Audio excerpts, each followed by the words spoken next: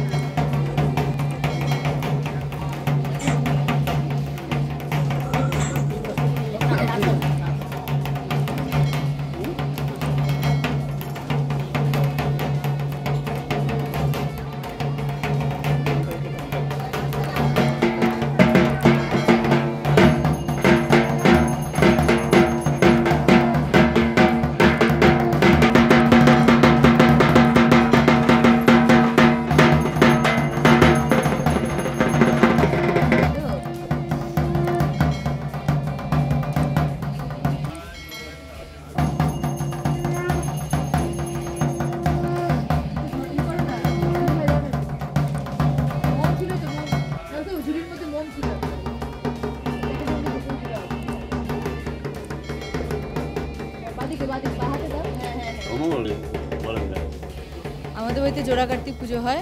তো জোড়া কার্তিক পুজো যেহেতু হয় সেই জন্য সব কিছু জোড়া জোড়া করে দেওয়া হয়। যেরকম ধরুন ফল দেই সেটাও জোড়া, দুভাগে 2 প্লেটে দেওয়া হয়। তো লুচি সুজি দেই সেটাও ডবল, তারপরে দই দেবো সেটাও ডবল, মানে যেটাই ঠাকুরকে আমরা ভোগ নিবেদন করব সেটাই জোড়া জোড়া, যেহেতু জোড়া কার্তিক পুজোটা হয় বলে আর কি। তো কেন বলতে মানে আমি বিয়ে হওয়ার পর থেকে আমি শ্বশুরবাড়িতে দেখছি আমাদের জোড়া কার্তিক পুজো। তো আমিও শুনেছি যে আমার শাশুড়ি মশাই থেকে যে তাদের শ্বশুর শাশুড়িরাও নাকি জোড়া কার্তিক পুজোই করতেন। তো এই পুজো তো আমার শ্বশুর তার বাবার বাড়িতেও হতো আর কি পুজোটা, সেটা বাবাদের দেশের বাড়িতে হতো আর কি, হ্যাঁ বাংলাদেশে হতো আর কি। তো এখন আমাদের এই জলপাইগুড়িতে আমাদের বাড়িতে আমরা করছি বিবেকানন্দ, আমাদের বাড়িতেই 45 বছর ধরে এই পুজোটা হচ্ছে। হ্যাঁ তার আগে বাংলাদেশে হতো, হ্যাঁ তো অনেক পুরনো, অনেক, হ্যাঁ 150 বছর হবে। হ্যাঁ হ্যাঁ অবশ্যই কালকে সকালে নবান্ন হবে। এই যে জোড়া কার্তিক, তার পাশে যে হাঁড়ি দেওয়া হয়েছে, হাঁড়িতে আমাদের নতুন ধান দেওয়া হয়েছে, নতুন চাল দেওয়া হয়েছে, তো সেই সবজি দেওয়া হয়েছে। তো সেই সবজি চালের কালকে নবান্ন হবে, রান্না হবে। সেই নবান্নর ওই রান্না ওটাই সবাই আমরা খাবো আর কি প্রসাদ হিসেবে। আমার নাম কেয়া দাস, আমি এই বাড়ির ছোটো বউ।